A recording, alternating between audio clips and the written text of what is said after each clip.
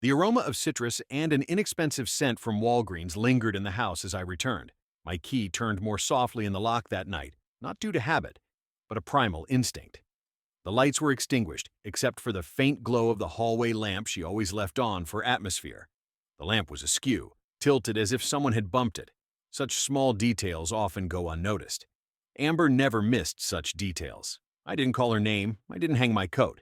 Instead, I stood still, my fingers pressing against the banister, feeling the throb in my wrist increase as the silence around me grew louder. The quiet wasn't that of a peaceful home. It was the kind that hides behind furniture, the kind that has a metallic taste. I walked to the kitchen. No music playing like normal. The sink filled. A wine glass on the counter with lipstick smears, red, the one she wore on infrequent nights when she wanted to feel daring. It wasn't expected to be an ordinary Wednesday night. Yet here we were. She mentioned working late for a client she disliked, discussing a rebranding project. From the rear hallway, a faint sound, like held breath between hesitation and excitement, emerged. Amber was home. I don't adhere to beliefs in fate or deities. However, something larger than myself propelled me. I passed through the dining room, past the picture she insisted on framing from our Sedona trip, along the hallway until reaching the guest room door. Locked and closed, a rarity. I knocked once, but there was no response. Then her voice, hurried and high-pitched, almost comically nonchalant. "Babe." I remained silent. The doorknob jiggled. It creaked open, revealing her, hair disheveled, one earring on, mascara streaked as if she had cried or laughed too much, or both. Dear friends, if you enjoy this story, please like and subscribe to our channel. It will motivate us to make more videos like this for you. She wore my old college hoodie, the one she claimed held your scent, the one she donned when feigning discomfort. "I didn't notice your arrival. You came in unnoticed," I asked. "You were here?" Without stepping back. She chuckled, continued to laugh, seeking a peaceful spot for a nap. "That suits you." My gaze wandered over her shoulder. The room was filled with the odor of sweat and cologne, not yours. Her hair was knotted at the back, and she attempted to smooth it without awareness. Then came the second noise. Movement. Behind her, something stirred. My body froze. My eyes didn't blink. "What's that?" I inquired, gesturing towards the shadow behind her.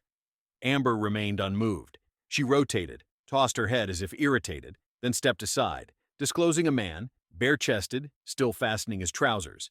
He eyed me as if I was inconveniencing him. Amber spoke not a word, only gazed at me with eyes clouded, mouth set in a lopsided smile that wasn't remorse or embarrassment. It was something else, perhaps contempt. "You arrived prematurely," she eventually stated. I acknowledged with a nod. He cleared his throat before saying, "Hey there, buddy." At which point I walked off, taking my time as if my spine was fragile glass that could shatter from any abrupt motion. Amber called after me, her voice still monotonous, as though I'd broken a dish. "It's not what it seems." I continued without turning back, didn't slam the door, didn't cry, merely stood in the center of the living room, hands in my pockets, watching our wedding photo on the mantel subtly sway, as if the ground beneath it had shifted silently. That night, I couldn't sleep. I didn't explode in anger, didn't yell, didn't throw anything. Instead, I sat on the edge of the bed, fully clothed, staring at the muted reflection of myself in the black TV screen. I could hear her moving about in the other room, presumably packing his belongings or hers, or perhaps waiting for me to make a spectacle. She often believed I was too tranquil, claiming I lacked emotion, as if that were a blemish she carried. Calm isn't emptiness, it's pressure, the stillness before an earthquake. At around 2 a.m., the door made a squeaky sound. She stood there with her arms folded, looking as if she was uninterested. "Are you going to speak up?" she asked. I turned my gaze gradually. "What do you want me to say?" she inquired, leaning against the doorframe. "Like, are we going to discuss it?" She said dismissively. "Don't pretend ignorance, Ethan. Doing so will only make things worse." She took a seat on the chair opposite the bed, casually crossed one leg over the other, looking completely at ease. The very chair that she had insisted on buying for our room from the vintage store because it complemented the decor. It now resembled a throne for a villain. "I didn't plan it," she asserted. I continued to stare. "I didn't," she emphasized again. "It simply happened." With someone you've obviously done this with on multiple occasions, I stated calmly. My voice trembled not at all. I was astounded by my own composure. She paid no heed to that remark. Instead, she focused on her fingernails. I won't ask who he is, I declared. I don't care about the false stories you might concoct. Amber sighed in response. Every time, you portray yourself as a victim and paint me as a sudden destroyer of your life. I stood up calmly, not hurriedly or menacingly, just enough to feel the blood flow in my legs once more. You consciously chose this path one day, not telling me the truth about working late, but instead welcoming someone into our home. That person wasn't a stranger, Amber. Thank goodness, I said flatly, as if that made it better. You glared now, your sarcasm and condescension evident. This is why. This way you speak to me, as if you're superior. I couldn't help but laugh, not out of humor, but at the absurdity of hearing such a statement from you in this moment. You brought someone into our house, where we keep old Christmas decorations and board games. You had the audacity to act as if I walked in on you doing taxes. Amber rose too now, moving closer. Over the years, you've stopped seeing me, Ethan. You simply stopped trying. I felt like I didn't even matter to you at all. You were the core of my universe. You were a specter, she declared. I craved warmth, not coldness. And there it was, not a declaration of guilt, not an expression of remorse, just a well-prepared explanation she likely rehearsed while fastening her jeans. She announced she was going to bed, brushing past me as if this incident would hold no significance tomorrow, as if this wasn't the shattering of something sacred. I made no attempt to stop her. No call followed after her. I merely stood there, staring at the chair, the antique one, and all I could think about was how aesthetically pleasing it seemed and how repugnant it felt beneath. The next day didn't feel like a new beginning. It felt like a replay of the broken. She brewed coffee as she always did, not for me, but for herself. Black, no sugar, with the mug that had a chip on its handle. She detested that mug, claimed it once left a scratch on her lip. But on that day, she drank from it as if nothing was amiss, as if she was trying to show that the imperfection never bothered her in the first place. I was seated at the kitchen table. She avoided eye contact, engrossed in her phone, faintly smiling at some content, swiftly moving her thumb across the screen, her eyes gleaming. Not the vacant gaze she wore during our dinner or movie nights. Instead, it was a genuine, sincere smile, meant for another. I posed a question without glancing up. Are you meeting him again? She didn't flinch. I believe that's no longer your concern. That statement struck like an unexpected slap. Neither an apology nor an end, merely a raw rejection. I inhaled deeply. We're still married, Amber. She set her phone aside for the first time, looked directly at me. And what does that phrase even signify anymore? There it was, her new tactic, flipping the script as if I had breached some unspoken rule of passion concealed beneath resentment and perfume samples. You should have spoken up, I told her, about feeling neglected, about craving more. I did, she retorted. I said it in numerous ways. She had spoken what she truly believed, and I found myself looking at her, not the woman I wedded, but a stranger, one fortified by defense mechanisms and excuses.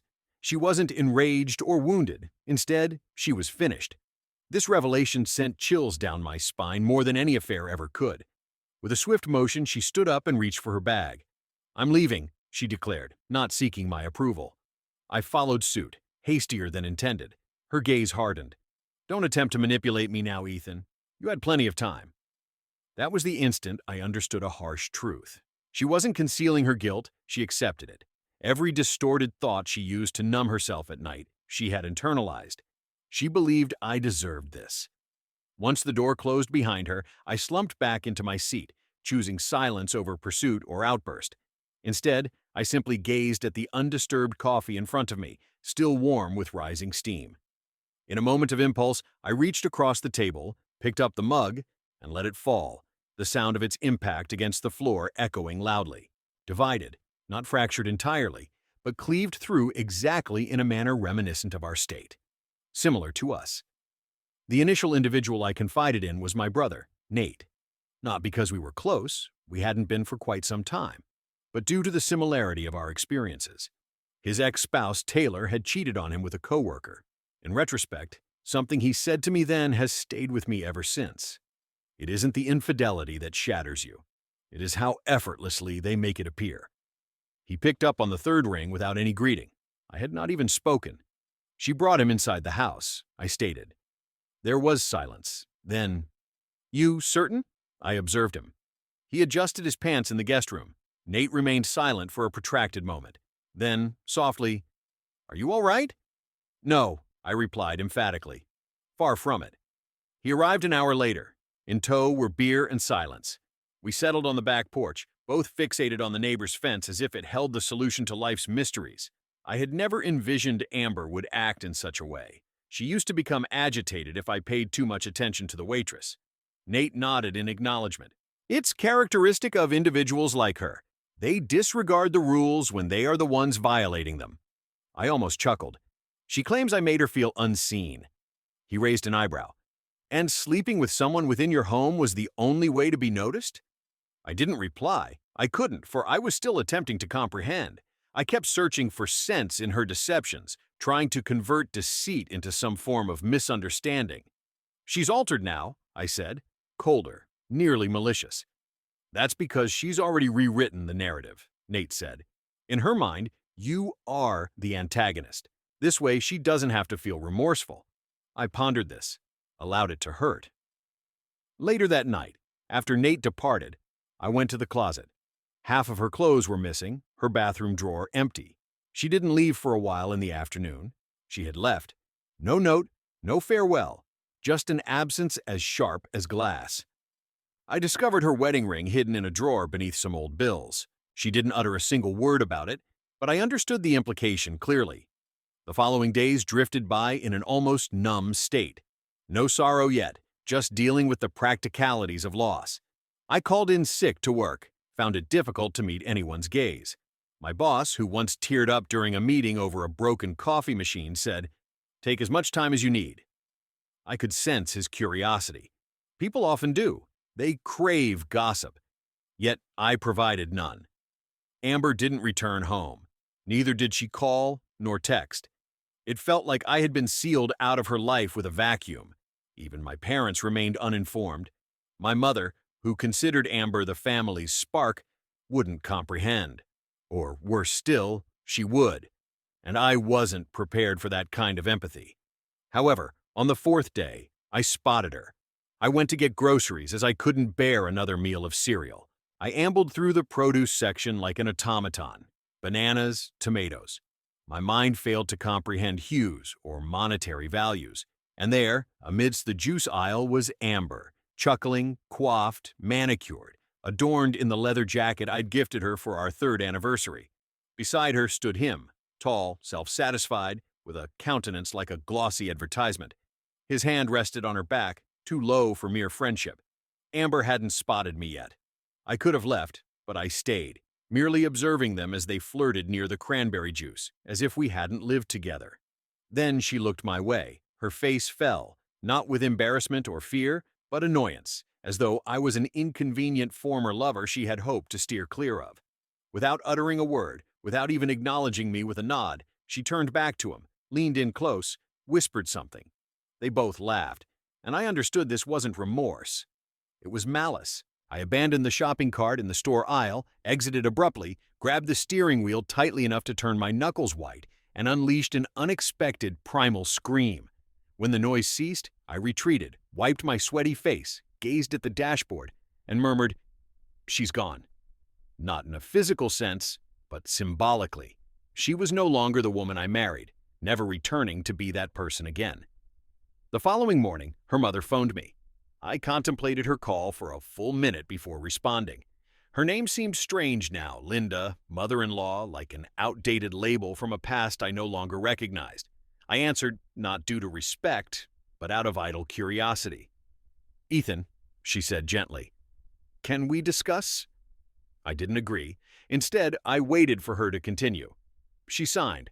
"I understand the changes," she said, trying to remain neutral. She expressed no desire to interfere in the situation. Amber informed me she relocated, and I was inquiring about your well-being. The term "okay" seemed absurd, yet I lacked the strength to be irate. I'm still alive, I responded. I'm aware she handled this poorly, and I'm not defending her actions. However, I wasn't taken aback. I was stunned, speechless. Pardon me? Linda hesitated before speaking softly. Amber has always been restless, Ethan. Even in her younger years, she would pursue something relentlessly until she acquired it, then forget why she desired it initially. I didn't foresee this. I thought perhaps you were the exception, she said, praising you extravagantly. This caused me to nearly smile. She used to do so. Amber struggles to remain still, Linda stated. She truly can't. She requires chaos, and when there is no chaos, she manufactures it. The words hung heavy in the air, not cruelly, just truthfully. I told her I felt overlooked, and she released a breath that seemed like it had been trapped within her for years. She found you unyielding, and that frightened her more than anything else. The call ended swiftly afterwards. She provided no advice, gave no assurance of Amber's return, didn't even feign understanding. Yet in that instant, her honesty felt more like familial bond than any warmth Amber had extended in months. That night, I gathered my belongings, not to abandon her, but for a breath of fresh air, somewhere devoid of her scent or the sensation of her deceit. I rented a secluded cabin in the countryside, simple and serene, a place people retreat to grieve or vanish. I left her a message, a brief note with 3 words: "You prevailed, farewell."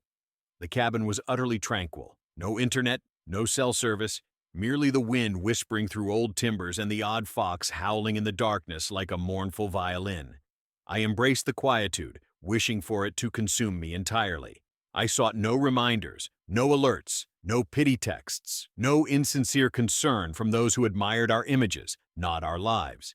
I spent the initial day simply existing, without unpacking or engaging in routine activities like shaving or changing clothes. I sat on the front porch, swathed in a blanket, sipping tepid coffee, observing pine needles descend gently, reminiscent of slow-motion rain. In the distance, a branch snapped, causing me to jolt. Betrayal has a way of altering one's instincts. That night, I dreamt of her. Not the transformed Amber, but the old one who played 90s pop loudly and danced carefree in the living room while I cooked dinner. The one who once cupped my face and said, "You make me feel secure." In my dream, she smiled at me. However, her visage morphed into that haughty, frigid expression she gave me at the grocery store. His laughter echoed again in my dream. I awoke drenched in sweat, gasping, with the walls seeming too confining. I needed fresh air and escaped by putting on boots and venturing aimlessly, indifferent to my destination. The trail was partially hidden under snow, causing my breath to condense into vapor. Yet I pressed on. If I walked far enough, ran fast enough, I could distance her from me. Yet that wasn't possible. She permeated everything. The pine trees, reminiscent of our Christmas journeys, the sound of crunching earth, echoing our old porch steps, the throb between each heartbeat. By a frozen stream, I threw a rock into the ice. It split, not shattered, only cracked, a symbol if I'd still been inclined to contemplate. I settled down, arms around my knees, and conceded. I fractured, not with noise or force, just quietly. Tears trickled down, unannounced. No sobs, no pounding the ground. I surrendered, let grief seep from me like yarn from an unaware spool. Because it wasn't just Amber I was grieving for. It was me, the one who believed, the spouse who waited, the fool who observed.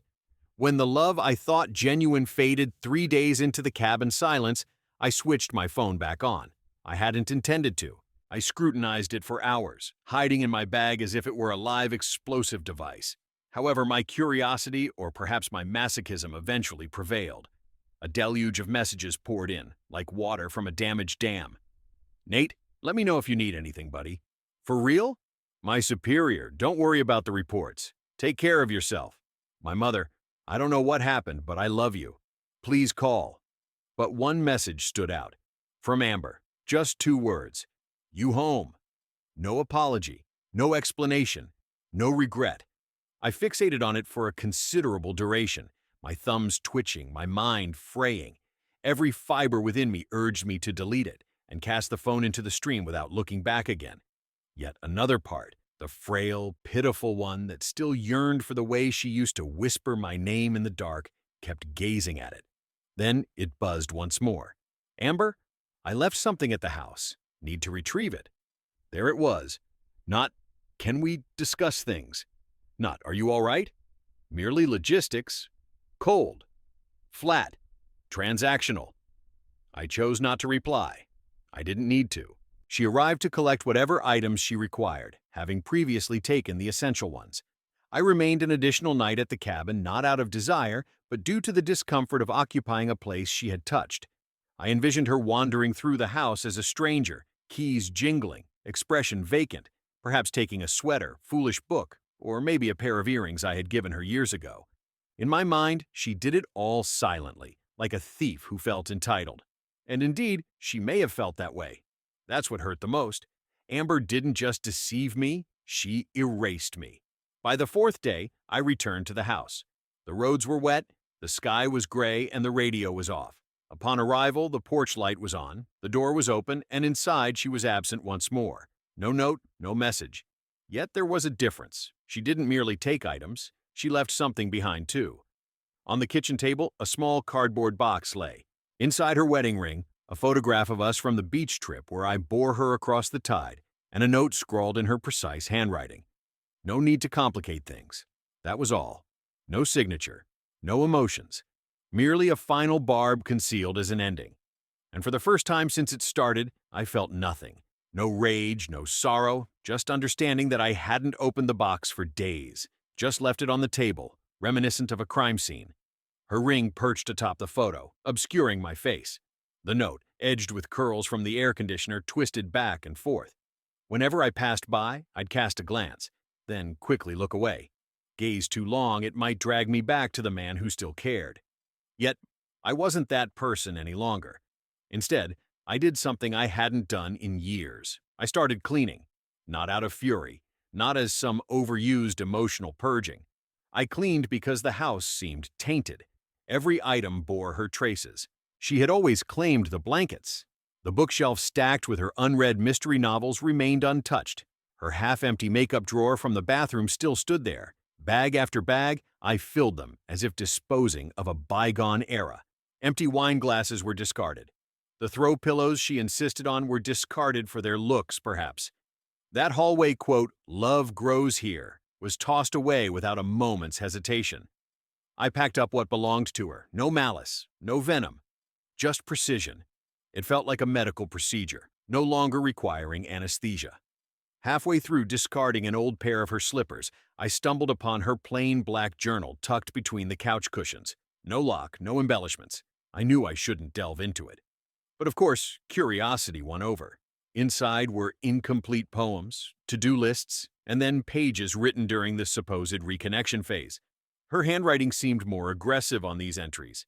He doesn't notice me. I stand right before him, yet he is always somewhere else. Occasionally, I ponder if my absence would go unnoticed for a week. I yearned to be desired, not merely endured. The word tolerated left a bitter taste. She spun herself a tale so often she convinced herself, portraying me as the indifferent spouse while she assumed the role of the lonely wife, justifying her infidelity. I closed the journal and tossed it into the box with her other belongings. Let her keep her narrative. I knew the truth, that I offered her all I had and she misconstrued my patience for disinterest, misinterpreted my loyalty as apathy, misjudged comfort as being confined. When I secured the final box, I affixed a note on top. You were observed. You were cherished. You were never owed retribution in kind. I placed it by the door. She could collect it whenever she wished, but she couldn't take me with it. A week went by, then another. The box remained untouched by the door. I thought she might drop by, perhaps in haste between brunch engagements or the illusion of a new life she was attempting to construct. However, there was nothing. No message. Not a call. Instead, I'm outside, or could you leave it on the porch? Nothing significant. That box, though, had turned symbolic, a cardboard tombstone of our marriage. One night around 11 p.m., the doorbell echoed. I knew it was her without checking. Upon opening the door, there she stood, devoid of makeup and draped in an oversized hoodie that didn't belong to me. "Hey," she said. I remained silent. Her gaze flickered towards the box. Mine? I retreated silently, allowing her room. She hesitated, her eyes fixed on it, as if it were an emotional minefield she wasn't certain how to disarm. "Did you read my journal?" she inquired. I crossed my arms. Yes. She nodded slowly. Then you understand. No, I replied flatly. I don't really. She seemed taken aback, perhaps even disheartened. You wrote about feeling invisible, I persisted. But I was always there, Amber. Every night, every weekend, every mundane Sunday when we went grocery shopping and you'd secretly stash snacks in the cart thinking I wasn't looking. That's not the same. She didn't interrupt me. You can't alter these words. She tentatively entered, barely, her hands buried in her hoodie pockets like a child. I didn't arrive for a confrontation. Why have you come then? She hesitated. I'm unsure. A grenade was tossed into our lives, yet no concern was shown for my survival. And now, you're uncertain? She glanced at the floor, then back at me. I thought it would bring relief, she barely uttered. Being with him, leaving, starting anew. I believed it would feel like liberty. Does it? I inquired. Her silence was her response. You didn't crave freedom, I said. You sought attention, and you didn't consider the consequences. Amber's lip quivered subtly, but she held back the tears. Can I ask you something? She asked. Of course. Was any of it genuine? Us. That question struck me harder than anticipated. I gazed intently into her eyes. It was real to me, every moment. Without waiting for her reply, I grabbed the box and gave it to her. Take what's yours and leave. She didn't bid farewell. She held the container as if it were heavier than cardboard and remorse, then exited. No backward look, no final entreaty, just footsteps disappearing into the driveway, a car door shutting, and then quiet. That was the actual conclusion. Not the infidelity, not the argument, not even the instant I spotted her with him in the grocery aisle. No, the real end was the door closing behind her, softly like the last page of an unwanted book you had to finish. I remained on the living room floor afterwards. There was no music, no lights, only me and the reverberation of all we once were. It wasn't sorrow anymore. It was the void created by absence. And yet, in that silence, a tiny but potent feeling emerged. Not hope, not forgiveness, but a void, a space no longer tainted by deception or tension, nor the unrelenting feeling that I was gradually forfeiting something indefinable. I surveyed the room thoroughly. Indeed, there were no remnants of her plaid blankets, no lingering scent of her perfume, and no abandoned wine glass on the couch. It had become my domain now, exclusively mine. The following day, I prepared coffee in the cracked mug she usually eschewed. It didn't hurt my lip as I sipped. I sat on the porch, welcoming the sunlight onto my face for the first time in weeks. True birds chirped outside, unlike the cheap Etsy decals that once adorned our walls. A squirrel scampered across the lawn with more determination than I'd shown in months. I was unsure of what lay ahead. Divorce seemed imminent, a protracted process involving forms, signatures, and lawyers feigning empathy. However, within me, there was already a subtle closure. The door she had exited would remain shut and locked. A week later, I signed the divorce papers. The documents came in an unadorned envelope, handed over by a courier who avoided eye contact. There was no accompanying letter or note. Instead, there were blank pages, signed contracts, and an air of finality.